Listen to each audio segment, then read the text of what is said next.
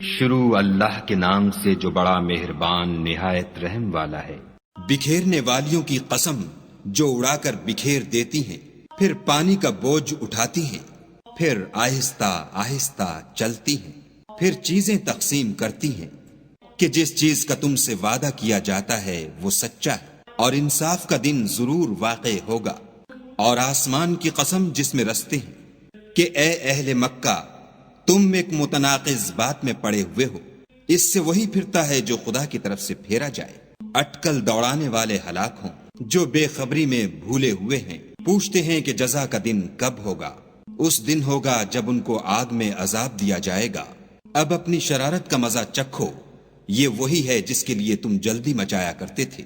بے شک پرہیزگار بہشتوں اور چشموں میں عیش کر رہے ہوں گے، اور جو جو نعمتیں ان کا پروردگار انہیں دیتا ہوگا ان کو لے رہے ہوں گے۔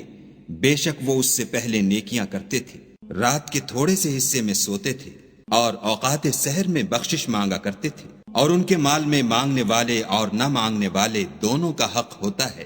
اور یقین کرنے والوں کے لیے زمین میں بہت سی نشانیاں ہیں، اور خود تمہارے نفوس میں تو کیا تم دیکھتے نہیں؟ اور تمہارا رزق اور جس چیز کا تم سے وعدہ کیا جاتا ہے آسمان میں ہے، تو آسمانوں اور زمین کے مالک کی قسم یہ اسی طرح قابل یقین ہے جس طرح تم بات کرتے ہو۔ بھلا تمہارے پاس ابراہیم کے معزز مہمانوں کی خبر پہنچی ہے؟ جب وہ ان کے پاس آئے تو سلام کہا، انہوں نے بھی جواب میں سلام کہا۔ دیکھا تو ایسے لوگ کہ نہ جان نہ پہچان، تو اپنے گھر جا کر ایک بھنا ہوا موٹا بچڑا لائے اور کھانے کے لیے ان کے آگے رکھ دیا۔ کہنے لگے کہ آپ تناول کیوں نہیں کرتے؟ اور دل میں ان سے خوف معلوم کیا۔ انہوں نے کہا کہ خوف نہ کیجیے، اور ان کو ایک دانش مند لڑکے کی بشارت بھی سنائی۔ تو ابراہیم کی بیوی چلاتی آئیں اور اپنا منہ پیٹ کر کہنے لگیں کہ اے ہے، ایک تو بڑھیا اور دوسرے بانجھ۔ انہوں نے کہا، ہاں، تمہارے پروردگار نے یوں ہی فرمایا ہے، وہ بے شک صاحب حکمت اور خبردار ہے۔ ابراہیم نے کہا کہ فرشتوں، تمہارا مدعا کیا ہے؟ انہوں نے کہا کہ ہم گناہگاروں کی طرف بھیجے گئے ہیں تاکہ ان پر گھنگر برسائیں، جن پر حد سے بڑھ جانے والوں کے لیے تمہارے پروردگار کے ہاں سے نشان کر دیے گئے ہیں۔ تو وہاں جتنے مومن تھے ان کو ہم نے نکال لیا، اور اس میں ایک گھر کے سوا مسلمانوں کا کوئی گھر نہ پایا۔ اور جو لوگ عذاب علیم سے ڈرتے ہیں ان کے لیے وہاں نشانی چھوڑ دی۔ اور موسیٰ کے حال میں بھی نشانی ہے، جب ہم نے ان کو فرعون کی طرف کھلا ہوا معجزہ دے کر بھیجا تو اس نے اپنی قوت کے گھمنڈ پر منہ موڑ لیا اور کہنے لگا، یہ تو جادوگر ہے یا دیوانہ۔ تو ہم نے اس کو اور اس کے لشکروں کو پکڑ لیا اور ان کو دریا میں پھینک دیا، اور وہ کام ہی قابل ملامت کرتا تھا۔ اور عاد کی قوم کے حال میں بھی نشانی ہے، جب ہم نے ان پر نامبارک ہوا چلائی، وہ جس چیز پر چلتی اس کو ریزہ ریزہ کیے بغیر نہ چھوڑتی۔ اور قوم سمود کے حال میں بھی نشانی ہے، جب ان سے کہا گیا کہ ایک وقت تک فائدہ اٹھا لو، تو انہوں نے اپنے پروردگار کے حکم سے سرکشی کی، سو ان کو کڑک نے آ پکڑا اور وہ دیکھ رہے تھے۔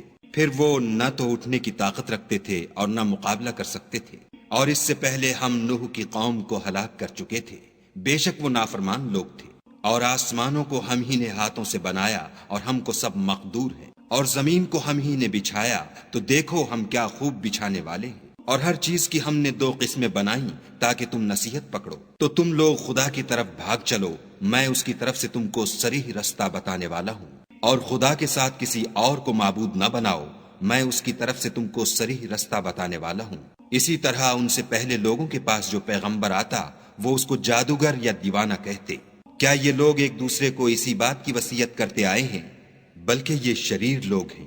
تو ان سے اعراض کرو، تم کو ہماری طرف سے ملامت نہ ہوگی، اور نصیحت کرتے رہو کہ نصیحت مومنوں کو نفع دیتی ہے۔ اور میں نے جنوں اور انسانوں کو اس لیے پیدا کیا ہے کہ میری عبادت کریں۔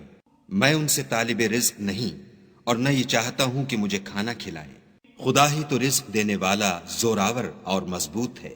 کچھ شک نہیں کہ ان ظالموں کے لیے بھی عذاب کی نوبت مقرر ہے، جس طرح ان کے ساتھیوں کی نوبت تھی۔